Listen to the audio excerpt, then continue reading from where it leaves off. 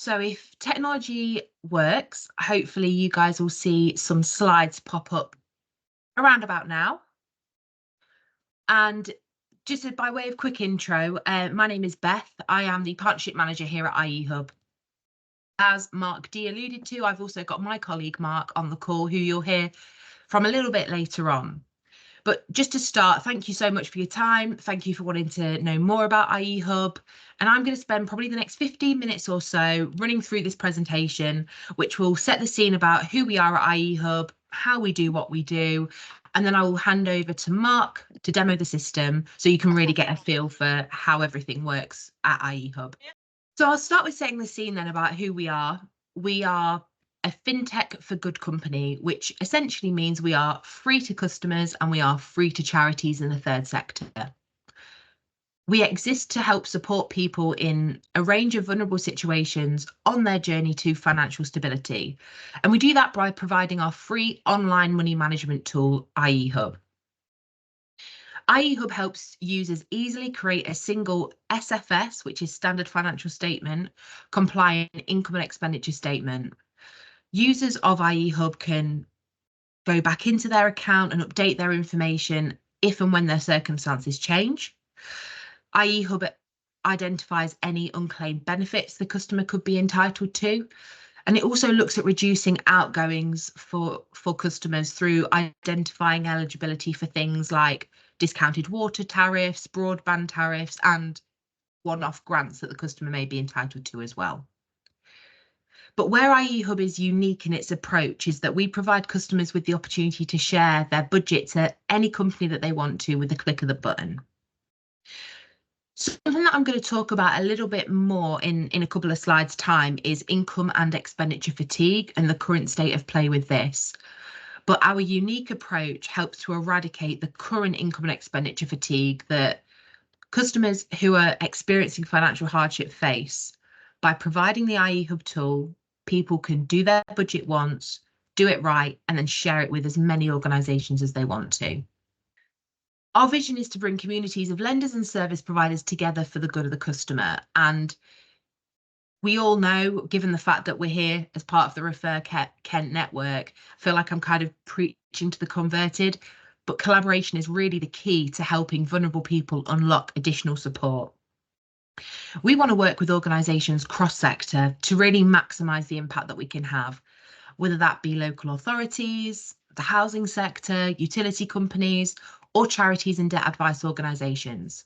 But we work with a wide range of partners. In the Kent area specifically, we work with the likes of UK Power Networks, who are the distribution network operator for the South East. But we are really keen to further our reach in your area, and we're always looking for new opportunities to expand our network. So at the end of this presentation, if you are interested in becoming a partner or exploring what that could look like, please reach out to myself or my colleague Mark. We'll share our details at the end. So I mentioned the current income and expenditure capture process being suboptimal at best in the first slide, but just really if I can draw that out a little bit here without teaching you to suck eggs. Our data shows us that customers who are typically struggling to pay have an average of 7 to 9 different creditors that they are finding it difficult to engage with or difficult to keep up with their payments. That means that for each of these customers, if they are going to these companies and saying, I'm actually really finding things difficult at the moment, I'm struggling to pay, each of those 7, 8, 9 different companies are going to be asking that customer to complete an income and expenditure to better understand their financial situation. And usually this isn't just a one-off. This could be a request made by each company multiple times a year. So for a customer, that is an awful lot of time and energy that is spent completing separate income and expenditures, which is going to bring nothing but stress and anxiety to that particular individual. If you then couple that with the inconsistencies across sectors as to how income and expenditures are captured by each creditor and service provider, it kind of creates a perfect storm of inaccurate data, inconsistent approaches, which ultimately means poor outcomes for the customer. So although creditors and service providers are talking to the same individual, each of them hold a slightly different version of that customer's situation, and that will lead to different decisions being made. If a customer is having to manage multiple communication channels and remember multiple conversations that they're having with different creditors at the same time, it's really easy and it's highly likely that they're going to lose track of what they've committed to. So again, that leads to unrealistic and unsustainable outcomes, which often result in broken arrangements. And then for the customer, they're launched back to the start of the journey. So what we're trying to do is to put a stop to this negative cycle. With using IE Hub, a customer can complete their income and expenditure once, taking as much time as they need to get the information right, and then they can share that with any company that they want to.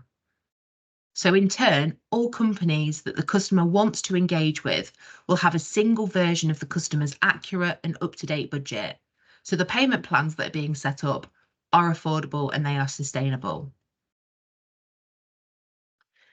So this is the exciting bit then, that now we've got the background. How does it actually work? Well, there are 3 components to IE Hub. We've got the customer portal, the IE Hub itself, and then the CRM, also known as our partner portal.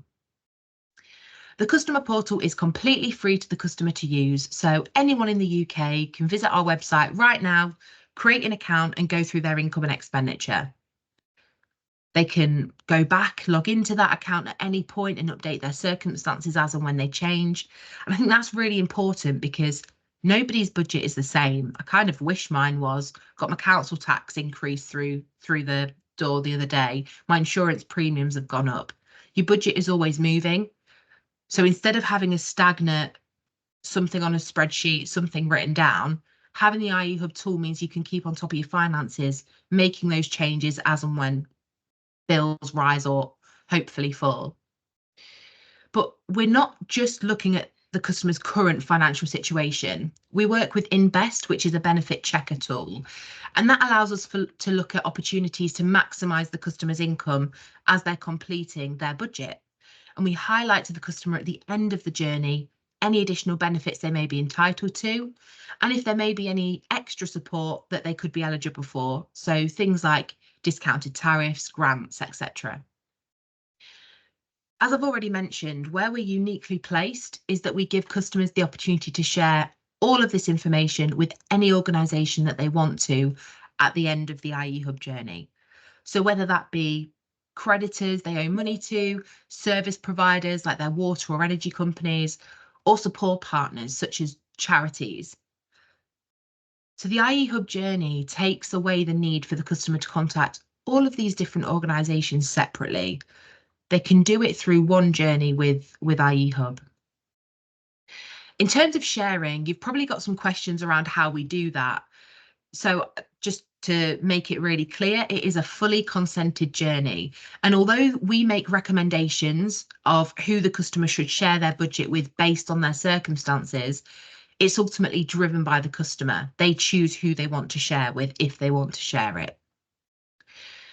When we first created the IE Hub, we made the decision to not close our network off, and that's because it's the right thing to do for the users of IE Hub. Essentially, what that means is if a customer wants to share their budget, their income and expenditure with a company who isn't a partner of ours, we will still send the customer's income and expenditure information to them. But we do that via a free post service, which we actually facilitate on behalf of the customer. For companies who are part of the IE Hub network, we send the customer's income and expenditure to them digitally so it can be picked up in real time. So it's a much better customer journey where they're sharing with partners of ours because it means partner are picking it up quicker, they're actioning it, they're finding the solution for customers in a much quicker amount of time. The second arm to how this works is the IE Hub itself, and in its simplest form, it is just the central database where we securely store all information which is inputted into both the customer and the partner portal. And then the third and final part is our CRM, known as our partner portal. And this is where any partner organisations that we work with can pick up customer information which has been shared with them through the IE Hub customer portal. But as well as it being used to collect kind of the customer information from them where the referral comes in, they can use it as a starting point so they can navigate the journey on behalf of the customer, using it to collect the customer's information from them and input it directly into IE Hub.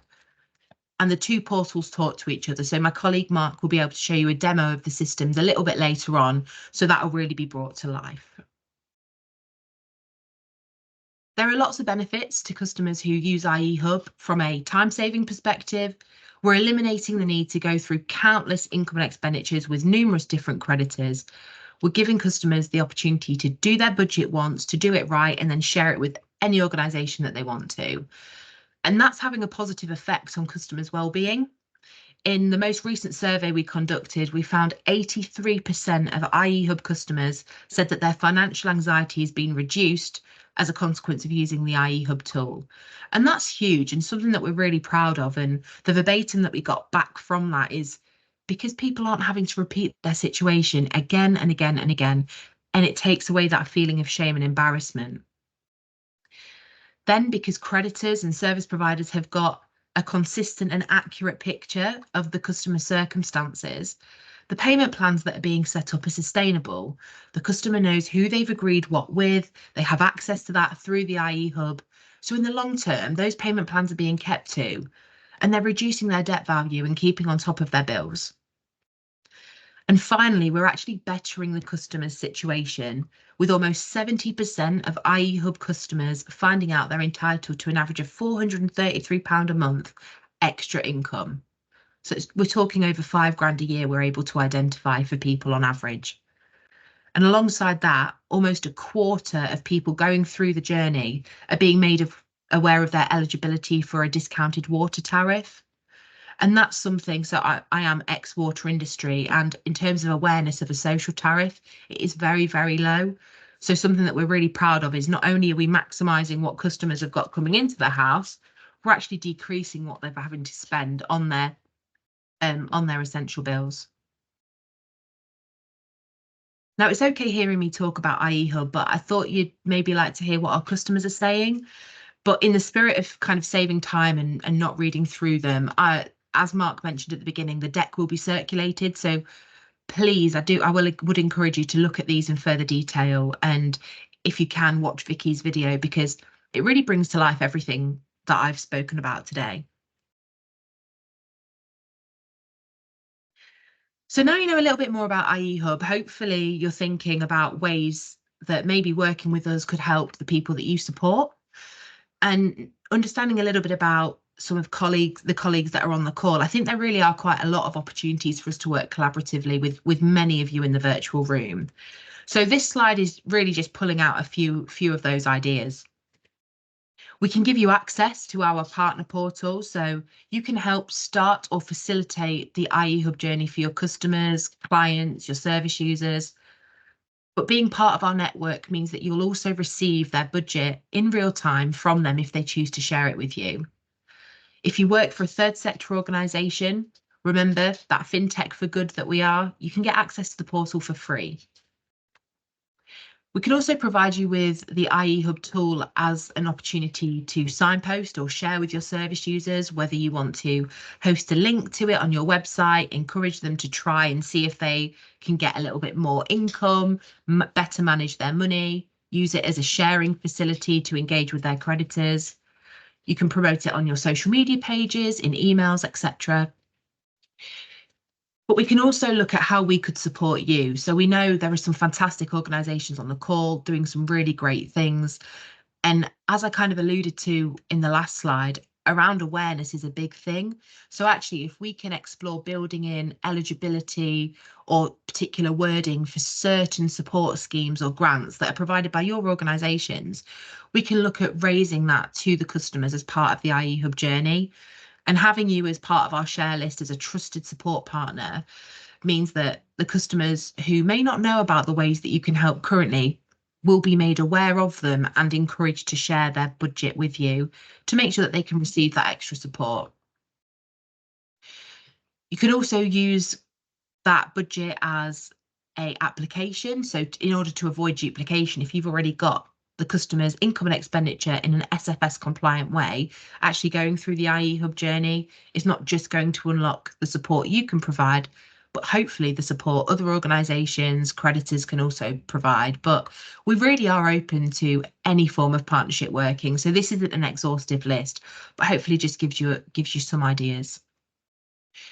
So now you've heard about IE Hub, how IE Hub works. Let's show you in action. So I'll hand over to my colleague Mark, who's going to demo both the customer and the CRM, the customer portal and the CRM with you. Good stuff. Thanks, Beth. Can you give me a wave and just make sure you can see the IE Hub screens? Fantastic. Yeah. So hi everyone, I'm Mark McIlvany. I'm Client Services Director for IE Hub. As Beth says, I'm going to take you through a customer journey, and I say a customer journey. There are lots of different ways, obviously, that you could work with us and encourage your customers, service users to go through IE Hub. If I start with the customer side, that probably gives us the most opportunity and probably the more interesting side of the journey, I would say, to start with. A lot of our journeys will start with some form of signposting to IE Hub. So as Beth says, that could be part of your newsletter campaigns hosted from your website, but some way in which you can let the customer know that IE Hub exists and the benefits of creating a budget for their financial well-being, the benefit check inside, or engagement with their creditors, or engagement with yourselves, if a budget is part of your process. So on screen, you can see our typical customer landing page, but we can build bespoke landing pages, trackable links, engage with Beth and myself, and we can work with you to understand kind of specifically what are your needs, more around the service that you deliver and how we can fit this. So hopefully I can go through this, I can give us sort of as many different options and opportunities for you to think about, but if you really want to get into the detail, then let Beth or myself know. So from the landing page, we start with the customer journey. From a signposting perspective, the customer, first thing they would do is set up an IE Hub profile. Now that can just be a case of creating an account by putting in an email address and setting a password. If they've got a Gmail, Outlook and Yahoo account, we make it easy for them, and that can be a one-click authentication. Now as IE Hub, we've used their email login to get into to set up their account, but we don't see their email details. Everything within the system is safe and secure. Any information that you put into the system on behalf of your client or customer, or indeed the customer puts in themselves, is safe, it's secure, it's confidential. As IE Hub, we cannot see that customer's information. Only themselves and any organisation they choose to share with can see the customer's profile and their budget at the end of the day. First thing the customer does with us is set up their profile. Now this is an important part of the IE Hub journey. This is reminding going through as a customer, but you could be doing this on your side of the journey to create something for your customer or client. But what we've got here is we've got Amira. So Amira set up her IE Hub profile. She's decided that she's going to do a budget for herself, her partner Ricky. They have a child, they have a vehicle. And what IE Hub's done from a budgeting perspective is we've ruled in all of the important and appropriate spending items that Amira and Ricky need to think about to manage their household. So as I say, they've got a child, so we need to think about childcare costs, pocket money, additional costs for things like food will all be factored in, particularly in the delivery, because of that profile. They've got a vehicle, so we're going to look at fuel, servicing, MOTs, insurance. We're going to be asking all of those relevant questions to make sure that Amira can think about them. She can be checking her bank statements. She can fill in the right information on screen. On the banking side, we do offer open banking. So if Amira wants to, she can give permission for her bank to send all of her transactions into IE Hub. That means she doesn't have to think about what she spent, when and where, the big trips to the supermarket, the Tesco local, the cup of coffee that I bought. We bring in all the transactions from the bank account, we aggregate them on the profile, and we'll show Amira what that looks like on her budget. So if she wants to do that, we can help speed up that process. Otherwise, she might choose to fill in the budget manually, and I'll come on to that in a second. Amira can also choose, if she wants to let any organisation, if she's going to send this budget to, let them know if she's got any vulnerable circumstances, and that might be things that apply to her as an individual, to a partner, Ricky, or to their child. Now, they're flags that can go on the income and expenditure, and it means when either you receive it or a creditor receives the I&E, they can take that on board and they can respond appropriately to their customer or service user to make sure they can make the right adaptations to help that customer navigate the process. So in this case, Amira's disclosed that she has some accessibility issues. Moving on to the budget. If Amira's chosen to use open banking, that will pre-populate a lot of this information for her. There may be some gaps, there may be some cash transactions. She can drop in and fill in any gaps. Otherwise, it's a case of going through the manual journey with the question set that's been designated based on her profile. So in this case, Amira's provided her income, the frequency of that income, and throughout the budget, she can choose to provide any notes. The system will always give sort of help, guidance, nudges, explanations as to what we're looking for within the completion of the standard financial statement. The system's got some guides. So within this, Amira's told us she's employed. That's why we've presented a question asking about her take-home salary. If nothing's included, there's a prompt there. If Amira includes something, she looks a bit low, there's another prompt. And equally, the prompt will change if that becomes too high. So we're not squeezing it. We're not being overly intrusive. We're just trying to correct potentially some of those data entry typos that we might get within the budget. So helping that customer get through and get to an idea of what is a realistic and sustainable budget for them. The journey itself takes about 20 minutes, and that's for the customer to complete all of the relevant income, asset, fixed expenditure, flexible expenditure, and debt sections. Mentioned earlier the standard financial statement. Within here, obviously, the budget, when we do the presentation to yourself or to a creditor, that will generally be looked at against the SFS trigger figures, but we do not disclose them to the customer within the journey. We do ask the customer to tell us about some of their suppliers and service providers.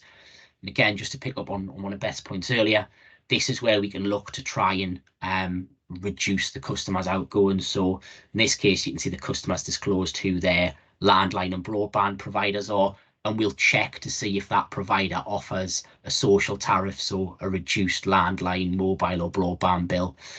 Similarly, that will apply with the water company, which as Beth explained earlier, and I'll show you an example of that as we move on. So once the customer's completed all of their information, or indeed they may struggle, there may be gaps, they can leave those gaps, nothing's compulsory. If they're going to choose to share their I&E with an advice provider, it may be a part and part journey. So I'll do as much as I can as the customer, and my debt advisor or money advisor may be picking it up and helping me fill in some of those gaps. Within our network, we've got different partners ranging from Citizens Advice through to Scope, through to GAMCare, Changing Lives, all who'll help the customer facilitate their I&E, and that may be a role that you want to take on. Once the customer's done the I&E, we can ask them to provide documents, and the documents are generally looked for from an evidence perspective. So if the customer's going to share their I&E, usually with that water company, the water company will typically want proof of income, and they'll use that to passport Amira onto the appropriate social tariff. So based on their I&E data, validated maybe with a pay slip, a bank statement, a benefit award letter, that would let Amira get a reduced tariff with her water provider without having any additional interactions. But from this side, this could be absolutely anything that Amira wants to attach. The journey's fully mobile optimized, so I could be doing this on a smartphone just as easy as I am on a desktop. The journey's designed with accessibility in mind, so we look to make sure we have the screen layouts that are legible, text, background contrasts. We go through a lot of checks of our language to make sure everything's as easy and as understandable as it possibly can be. All of that builds into a package that means that majority of customers can navigate the process themselves. But as I say, there are alternative options to help the customer engage in the I&E process. So once the customer's done they've filled in their information, they may have chosen to attach some evidence. We then want to go on to share the income and expenditure. So who are we going to give consent to view this information? So in this case, from the information we've seen, we can identify that Amira would qualify for a discount on her water bill. So we want to encourage her to share the I&E with a water company. As I say, they'll potentially use that as a passport straight onto that tariff. We're also encouraging Amira to share her I&E with UK Power Networks, who will use the information to put Amira onto the Priority Services Register. So in the event of an outage, herself, her family are covered. When Beth mentioned earlier, from a referral perspective, this is where we can be building in those types of opportunities. If there's a service that you want to provide to your community based on certain criteria, we can build these flags in and encourage that engagement at your side. And we can also have an open referrals section. So in our live journey, you won't recognise the names there, but in our live journey, this is where we can connect the customer to maybe somebody like Scope or GAM Care, who can pick up the customer's income and expenditure and then take them through either their gambling money advice support, or if it's through Scope, through their energy advice team. So we can build those in, so other opportunities in which you can work with us and you can join the IE Hub network. But as a customer, I've got my prompted shares, I've built my I&E, and then ultimately, who do I want to send it to from a credit perspective? So I've added some already here. So Amira has chosen to share with her energy company, could share with a credit card company, a mortgage lender. But I've built that out. I've put in who the lender is, the reference. There's a document attached. I've given consent, and then I just hit share. And that's the I&E being delivered. We've captured consent to be able to do that. On screen, Amira knows where the I&E's gone, and she'll also receive an email which is receipt of her I&E being delivered. The system has a workflow inbuilt.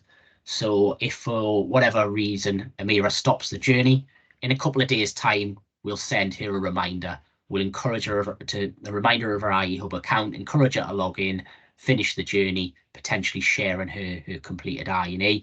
We'll send no more than 3 reminders to a customer at any time. In this case, Amira has shared her I&E, so we've sent that confirmation. That'll be all she hears from IE Hub for 6 months. And at that point, we'll encourage Amira to review her I&E, update it and share it. If she's used her IE Hub account to set up payment arrangements, typically creditors will want an update, even if that's to continue on an existing plan. They'll want to see that the customer's situation is unchanged. That's to keep them compliant with things like consumer duty, ability to pay license conditions. So we do have that nudge, but we've made it really easy. So Amira now just needs to log in. She can come back to her dashboard. She can reshare really quickly. What we can also do on here, again, as Beth mentioned earlier, we've identified that Amira's missing out on some additional income. So in this case, it looks like Amira could claim another £354 per month.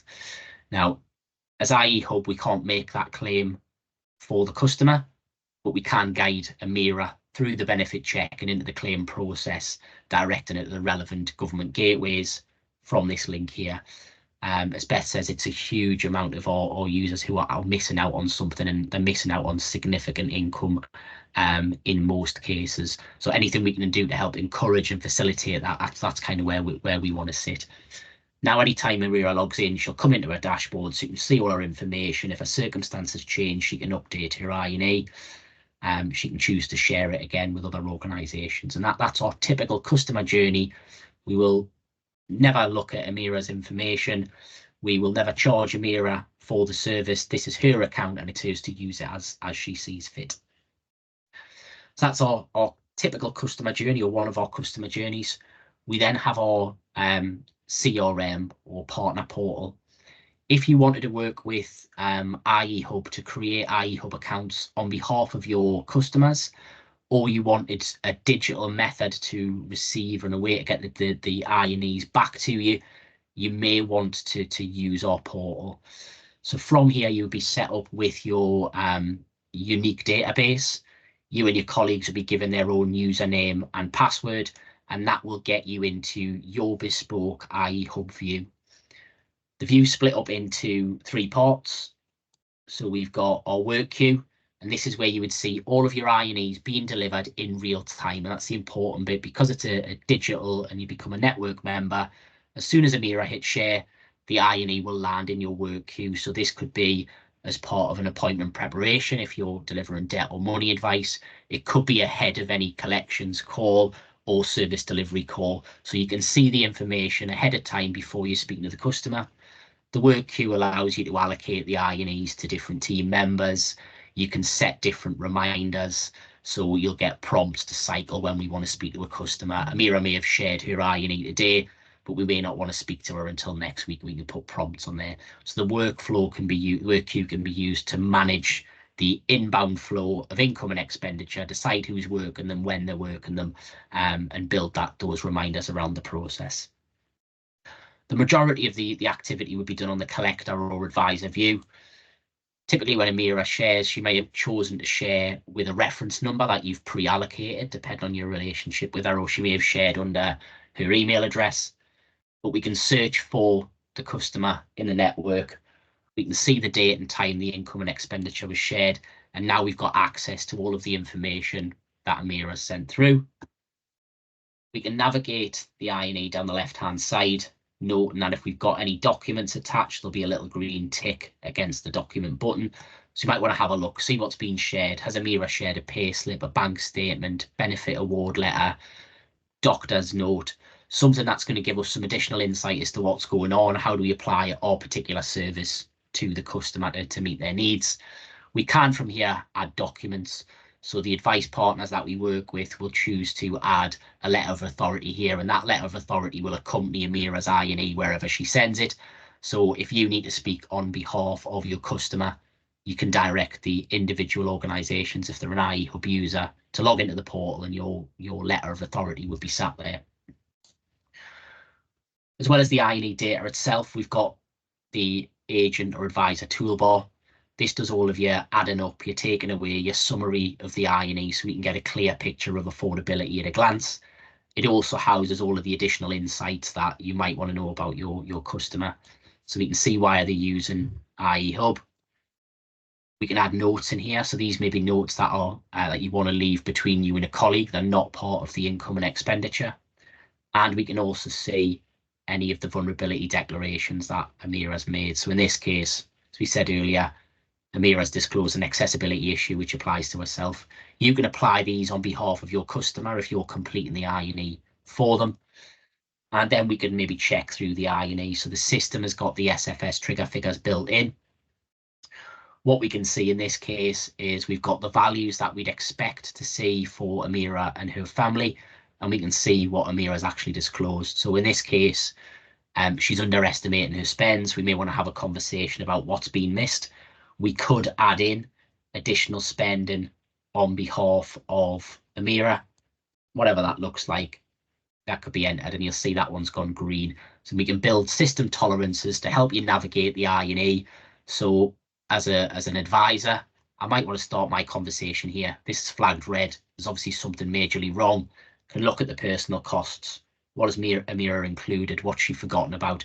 I can update that I&E for Amira. And if she's managing debts, we can have a look. And if we're going to give debt or money advice, we can help her understand the difference between a priority and non-priority debts, suggest repayment amounts. If I'm a creditor, I may be looking at my particular debt line. What can Amira afford? Agree a repayment plan and update it on screen. The important piece that we can do from here is any changes, any updates, any advice, guidance we've given to the customer while working through their income and expenditure, we can submit back. So Amira then would have a record of that call, that outcome sent back through to her. So that would be probably one of our more typical customer journeys. Just to round it off, obviously conscious of time and give chance for questions, you can start the journey here for any of your customers or service users. That will be a case of entering a reference or potentially using their email address. So if we make something up, just put in today's date, we hit go, and that will open up a blank income and expenditure. That means the customer doesn't have an IE Hub account. We can fill in their profile information. We could choose to do more of the income and expenditure if we wanted to. The important thing is once we've done some of the I&E, so at least this profile piece, and we submit that back, the customer would receive an email. So it might be, as an example, I'll pick on Mark. So it might be an IE Hub account has been created on your behalf by Kent County Council. Click this link, log in, they can finish their I&E, and then they can direct it back to you. Or it may be that we want to spend a little bit more time with Amira rather than just do a profile, I'm going to start and work through some of the I&E. I'm going to make sure she's thinking about her rent, maybe her council tax, what's her income. I might fill in some of the information. Important pieces, you don't have to do it all. Whatever point of completion you get to, you hit submit, and Amira will receive that invite and that information that you've recorded on her behalf. The very last thing to show you from this side is the customer history screen. So there's always an audit, there's always a recall of all of the information that's been shared by your customer or your service user, and there's always a record of any information or changes that you've made to the I&E going back the other way. So again, we would search for the customer's reference. That could be the reference they use with yourselves. We hit search, and we'll see every instance of Amira's I&E. So we can see the I&E, the date and time it was submitted. We've got Amira's profile and a summary. When we've selected the I&E, we can see a total of the values, and we can see all of the detail underneath. And actually, if we're working with Amira over a period of time, we can look back at previous I&Es to see what was the situation then, what action did we take, was the outcome appropriate, has the situation changed since? But we've always got info here, so whether that's being used because you're subject to an audit, whether you need to check back at previous action, everything's locked and stays here for you in your particular view. I won't go into it anymore, but the system then does have some admin functions which you can manage and lots of reporting, and you can always speak to us at IE Hub to pull out data for you. So if that helps from an analytical perspective, return on investment, funding for your individual organisations, we can help you build that picture out from the data in your particular part of IE Hub. I'll stop there and invite any questions. Thank you, Beth and Mark, for that, the presentation and the demo. We've already got a question in the chat, and somebody else has messaged me another one as well. So we start with those, and if anyone's got any other questions, please put your hand up or shout out.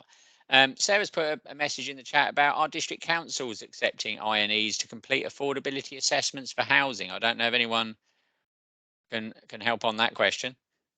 From our perspective, we don't see any flat rejections. I think where we probably get more challenge from the local authorities, it'd be that they don't necessarily follow the SFS. So we could present an SFS which shows kind of all within line. The local authorities potentially have more of a regional weight and that they want to apply, but certainly from an I&E and the data being received, we don't have any rejections. That's kind of that we're made aware of. Okay, thank you, Mark. Simon, did you want to pose your questions yourself? Yeah, I'll give it a go. Thank you, Mark. I just wondered where IE Hub gets its funding from. I didn't catch it, and you may have said it. No, I don't think we did. So we essentially through the credit industry and other funding partners who pay to receive our data. So we have a free version of the tool, and then we have a license. So the digital platform, which I've showed you, the likes of Octopus Energy are one of our clients. They pay a license fee to be able to receive the I&Es digitally. Okay, and I suppose so. I was just having a quick look at the privacy notice because I thought that might the data that you get from clients, it's not processed for profit at all. There's no profiting from that data, and because I can see it was processed in the UK. Yeah, no, so we don't sell any of our data. We don't use it for any external marketing. We do our own marketing, but essentially that is, hello, we're IE Hub. These are the benefits that you will get from your account. So we do contact individuals, but we don't sell it on. There's no additional revenue stream. It's very much license based, or probably pick up on the UKPN side. They give us direct funding to build out the tool and help them build their PSR record. Thank you very much. Okay, Emma, you've got your hand up. Hello. Hello. Hi, I work for the local credit union. So my questions were, is it free for credit unions? It's not free. We would have to charge credit unions as a commercial organisation, but we recognise your position and the fact that we've probably got a lot of aligned values, so we will give you something which is a different commercial package to somebody like an Octopus Energy would pay. Okay. I have a question about the open banking. If someone gives their consent and you create the initial INE, then if you're saying, you know, go back 6 months later, do they have to give consent again, or is that consent rolled? We only use consent at the time it's taken. So legally through open banking, we can do recalls. We don't do that at the moment. The INE is built on that one consent, that single pull, and any updates would have to be done on a reconsent. Okay, and one last one. Is it an API that could be put in, because we're part of a lot of credit unions that are building a new system at the moment, and they're looking at different APIs that can be plugged in. Is this something that could be done as part of the credit control process? Yes, so the system that I've shown you, the sort of the second half is one delivery option. We have APIs which can deliver the data into an existing system. So if you've got something in-house which captures INEs, you can direct the customer to our front end, and as soon as they hit share, the API delivers it into your own system. We can give you INEs at sort of a less high-tech version. We can share data. So we've got organisations who take an overnight data file and manually drop that in themselves if they haven't built the APIs. We can send you a PDF document which can be attached to a system of record, and you could have sort of any combination of those. It's not you pay for one, that's the one you get.